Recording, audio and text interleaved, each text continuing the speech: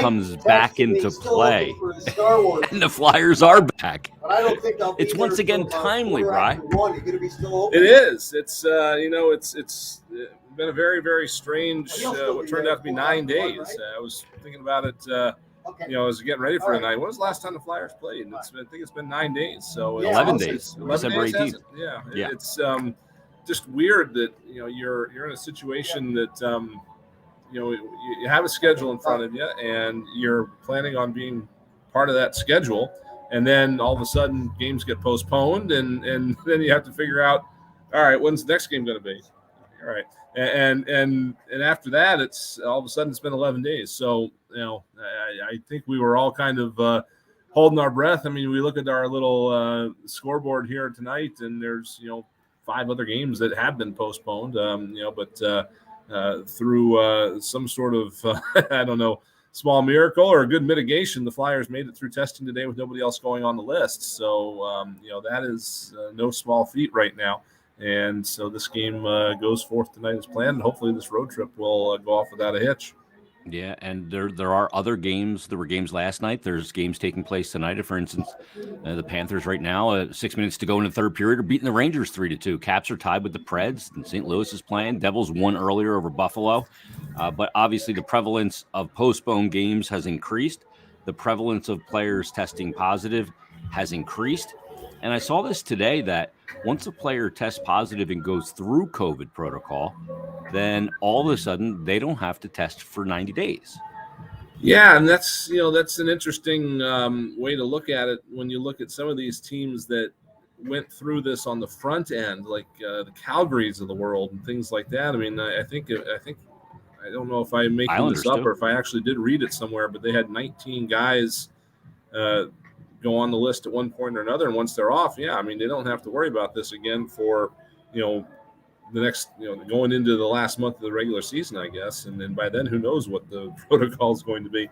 So that's why I think just my hunch, again, I'm no expert, but I think this thing is going to be a pain for the next few weeks the way it's going right now, and then hopefully we're going to be able to get settled back down and kind of get back to normal, get these games rescheduled that we need to get rescheduled. And, before you know it, just going to be in a normal stretch run, I hope. But, we'll just have to wait and see. Yeah, and the NHL and the NHL Players Association did agree to modify their COVID protocols, kind of in lockstep with the CDC, changing the quarantine time from 10 days to 5 days. Some of the changes that they made to the protocol after a positive test include isolation now for 5 days, not 10. If the individual has a fever, continue to isolate until their fever resolves. If the individual has no symptoms or their symptoms are resolving after 5 days, they can then relieve isolation and return to practices and games, and a couple other parameters here. But the NHL kind of moving with the science as well. You still have the border issue, and you have some games being moved from Montreal to Boston because of capacity, and they don't want to lose out on the revenue. So we'll see how this all plays out. But the fact of the matter is this, Bri, the Flyers are missing players. Yeah, Seattle's missing players tonight. Important players for them too. Sean Couturier out of the lineup for the Flyers tonight. They're missing important players.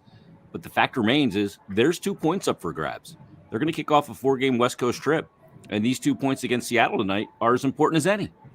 Yeah, absolutely. And again, we've talked about it, about getting points against the teams that other teams are getting points against, and Seattle is definitely one of them. The one thing that does appear to be taking root here as we get back into the game action after the long break is that nobody knows how to play defense anymore.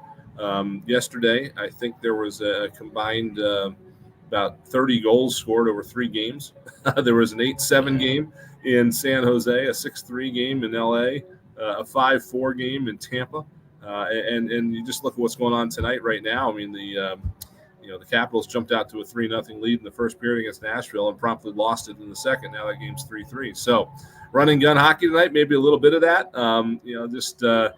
Flyers try to keep that as one-sided as possible and see where they can go from there. It's just, sometimes that kind of hockey is more entertaining. So it's only entertaining, though, if you come out on the right end of it. So, this is, like you said, a good opportunity here to try to make sure that they don't lose that momentum that they had going on that 5-game point streak before everything kind of closed down a little bit early. Yeah, and you wonder what the effect will be on that when you're playing well and you're starting to get your game in order and you have the 4-0-1 over the last 5. You want to play as many games as possible. The last thing you wanted was the Christmas break, and coupled that with an extended pause as well. I don't know about you, but I feel like incredibly until tonight disconnected from the season all of a sudden. It almost feels like we're starting a new season. And in some ways, I think the Flyers need to look at it that way. You might as well, right? I mean, that's nothing but good for this team.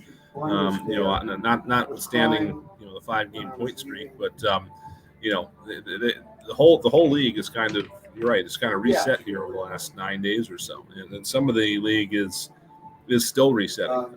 This whole situation really has affected the Flyers a little bit less than a lot of other teams. I mean, there's the Canadian teams, they're all over the place right now because you can't have fans in Quebec and perhaps in BC. I'm not sure, but there's a lot of games there getting rescheduled because there's no fans allowed in the stands, or they're right at this moment, as of today anyway, their protocols are still the same as they have been, the 10-day break. So, right now there's a bit of a competitive advantage, I think, for the American teams, and that they can get the players back faster. But, again, all this is kind of, out of our hands, so to speak. And that's what the Flyers, I think, need to do, is just buckle down and focus on the 2 points that they have at hand, controlling what they can control, and just get as many points, as they possibly can here through this stretch, and until the schedule gets broken up and goes another way or something like that. But every time they get on the ice, an opportunity to get some points that they may want to bank. Other teams coming out of weird situations. If a team gets shut down for 10 days and they come out and play a team that hasn't been shut down, we saw what happened with that last year. The team that gets shut down is not sharp. You think rest. It's not rest. It's they lose their edge. They lose their timing, and they're not practicing either. Playing can take advantage of that. Yeah, and if you're shut down, you're not like working on systems at the practice facility. Yeah, you're exactly. shut down. Mm-hmm. And NHL players, like some players freak out when they don't get on the ice for a morning skate. Like they just don't feel right. That's how refined these professional athletes are in this sport. And, it's interesting because, Chuck Fletcher's talked about it. Alain Vigneault, before his dismissal, talked about it. Players talked about it, that they didn't handle COVID well last year for whatever reason. Some teams did, some teams didn't. Some teams with young players did, some teams with young players didn't. Flyers didn't. They got to find a way to handle COVID better this year, because if they can do that, and some of the teams that they're battling with, then they could put themselves in a really good position here and find themselves, really in this play. They're in this playoff mix already, but they could really put themselves in this playoff mix if they handle this situation well. What's the chemistry to handle it well? I have no idea. I'm not a professional athlete. I'm not getting on a plane. I'm not on the West Coast. But if they can find a way to do that under the guidance of Mike Yeo and Chuck Fletcher and the organization, then that could be a real good harbinger of things to come for them. Yeah, and I saw a tweet. I think it was from Mike McKenna that I'm not sure, but referenced the fact that hockey players are creatures of habit, and when you do things like put them on the road and take away their meal options and stick them in a hotel room for the whole time they're on the road, I mean, it affects them, and it doesn't matter how much money they make. It's just the way this game works. And so yeah, I mean, the one thing that a lot of folks, I think, kind of lose track of is that throughout this whole season, the Flyers have really not been healthy yet. But we still haven't really seen this team play as a whole unit. And they went through that one stretch of really tough games in the same way. But the good thing is that the remaining part of the schedule is it's going to be that much easier for them, and hopefully they don't catch bad teams at hot times or something like that. But it is a very it's another uncharted territory, really. We were talking about last season going into last year, and we didn't know what was going to happen because we'd never done anything like that before with a 56-game season with no fans in the stands and, games being played in series. Now we're going into another kind of unknown here because we don't really know what's going to come here over the next 4 months. That's what's left in the season starting Saturday. We don't know what the parameters are going to be like. We just know that at some point, the plan would be for every team to have played 82 games by the time it's all said and done. So again, it's, just taking advantage of what you can do and getting the points that you can get whenever you can get them. And going back to what Mike McKenna said, and it was him who said it, you want to freak out an NHL player, take away his nap before a game. I'll freak him out. Yeah. It won't be a good it's not a good scene. Just like remember nap time in kindergarten, back in the day. That's still important. I carried it right into high school through history class. We're going to take a quick timeout, but we're going to come back. We're going to talk about a couple guys that are coming back to the lineup that have cleared COVID protocol. That is Kevin Hayes and Morgan Frost. More on those two returning to the lineup for the Flyers tonight as the season gets back underway in Seattle. First ever trip for the Flyers to take on the Kraken on the road. Take a timeout. It's Jason Martinez, Brian Smith. We're back after this on the BetRivers.com Flyers Broadcast Network.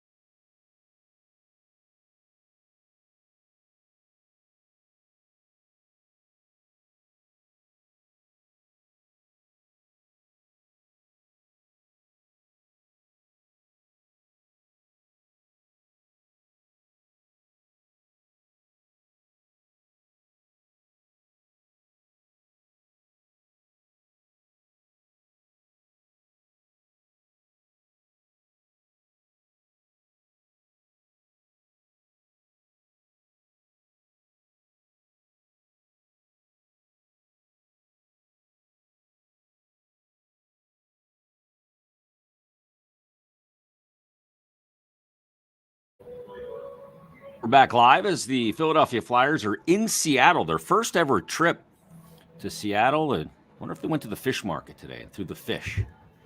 I always like when they show that, like Monday Night Football, when the Seahawks are playing, they throw the fish. I didn't really think of that. I'm looking up my number here. I believe this is the 78th venue the Flyers have played a game in. Excuse me. 78 in their 78th venue. That includes some outdoor stadiums, some neutral site games, the game in Prague, but 78 different venue for the Flyers tonight. Something like 39 different municipalities, but then you have to get you get weird, like you combine all the New York teams into one, and then you combine the three. Like the Minnesota North Stars played in Minneapolis, but the current team plays in St. Paul, and weird stuff like that. So I gave up on that one after a few minutes trying to figure that out. Was quite the undertaking. Seattle actually favored in this game tonight at -130. I wouldn't touch it, but the Flyers are going to get some help. A couple guys coming back. They're missing some key guys, as are Seattle. But returning to the lineup out of COVID protocol, Morgan Frost, who of course was pulled from that Devils game, which seems like 3 seasons ago at this point. And Kevin Hayes also cleared. Kevin Hayes talked about the fact that he was stunned that he tested positive. He had no symptoms. I mean, and Morgan Frost had, didn't feel well for a day or so, but both of those guys returning to the lineup. Now, Hayes on the season's played 11 games. We know he had the double core surgery in the offseason. 11 games, 2 goals, 4 assists, 6 points. And Morgan Frost, who is going to be centering a line, 10 games played, a goal and 3 assists for 4 points. But good to get some guys back out of protocol and back into playing hockey. Yeah, and I think it's just that's just kind of shows you what we're going to be looking at here with this particular wave of this whole situation. The announcement today that the league is going to go from 10 days to 5 in accordance with the CDC. That gets the Flyers' Carter Hart back that much sooner. The guys that, the Sean Couturiers of the world, get them back sooner. The ones that went on the 26th now, they could be back. I don't know where they're not with the team. I don't think. I think they're here, but theoretically, you could get Scott Lawton and whoever else was in that group out to California for the games on the 1st and the 4th. If that's the case, and they don't have any symptoms and there's no fever and stuff like that. So that's, again, I think what we're going to start seeing here. And again, as this kind of starts to roll through teams, you're going to get some teams that don't have to worry about it anymore, can just focus on hockey. Whether or not the Flyers have to let it go, have to wait till it goes through the team, or if they, there's a lot being said about whether the early teams had players that had booster shots or not. And, there was a lot of talk about a lot of NHL players were trying to wait till the Christmas break to get the boosters so it didn't affect any of the games if they had any side effects. So I don't know where we're at on any of that, but it does seem like this is going to be something that the league can indeed play through. And, I think they're going to alter their protocols as much as they can. That, there's a lot of talk about why don't you do what the NFL is doing? And they can't do that because I don't think of the Canadian teams involved, because Canada's got different parameters right now, but you fight through it as best you can, and they're gonna. I think the thing that came out today, they're going to reevaluate on January 12th. I think it was. So we'll see what happens here in the next couple of weeks and go from there. One of the interesting elements is the Flyers, now that they're back playing, they're in a back-to-back here on night number 1 and 2. Tonight, obviously in Seattle. Tomorrow night, Martin Jones returns to San Jose. Does he play both games of the back-to-back?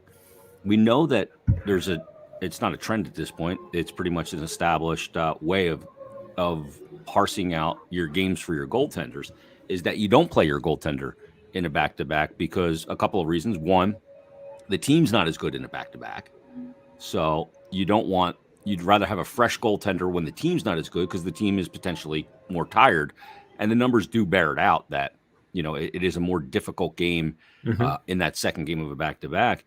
And we could see the NHL debut of Felix Sandstrom, because he's been called up in this season. He's played in 15 games for the Phantoms. He's got a 3.08 goals against average, an 896 save percentage.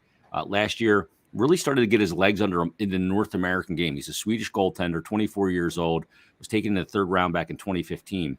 But he had that adjustment period coming over from the big ice and the Olympic sheet. Right. And has really kind of started to get his game. And we could see him before Carter Hart does return, get a game possibly as quick as tomorrow night. That'd be interesting. Yeah, I'm really eager to see him at the NHL level, just because, honestly, the most I've seen of Felix Sandstrom has been in the Flyers development camps, and he's always been extremely impressive in the development camps. Obviously, the NHL is a whole different scenario. I think he's probably better than those numbers in Lehigh Valley indicate, just because that team is having such a rough go of it right now. They've had conventional injuries all season long, and they've been avoiding this bug for the most part, but every other team that they've played has been getting it, so their games keep getting canceled. So it's kind of a hard rut to get in there. My gut is that we don't see him tomorrow, just from the standpoint of two things. One, Martin Jones has been a very, very proven goaltender in terms of durability. He's played more games, I think, than going into the season. He played more games than anybody in the last 6 years. I think Connor Hellebuyck has probably caught him by now. I haven't checked lately, but he was about 9 games behind him.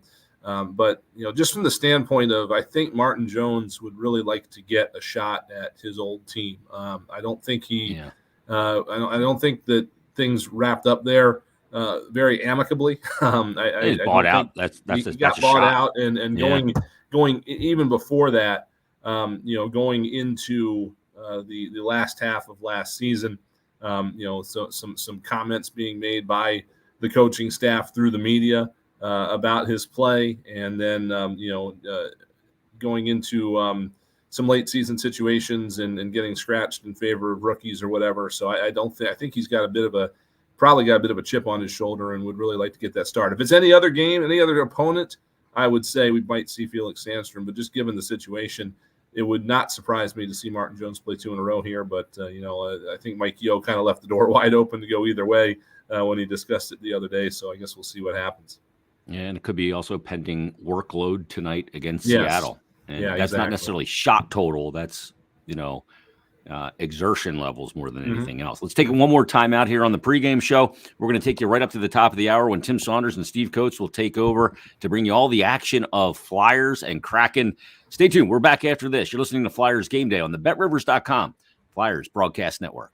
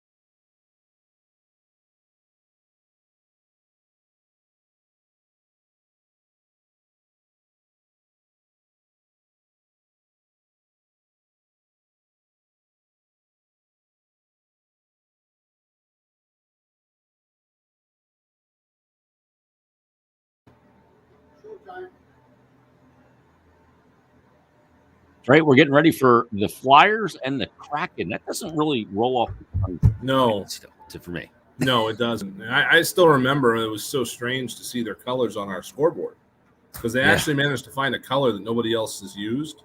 That teal color. Yeah. It's not San Jose teal. It's not anything. That was a little jarring as well when that happened when they were here in October.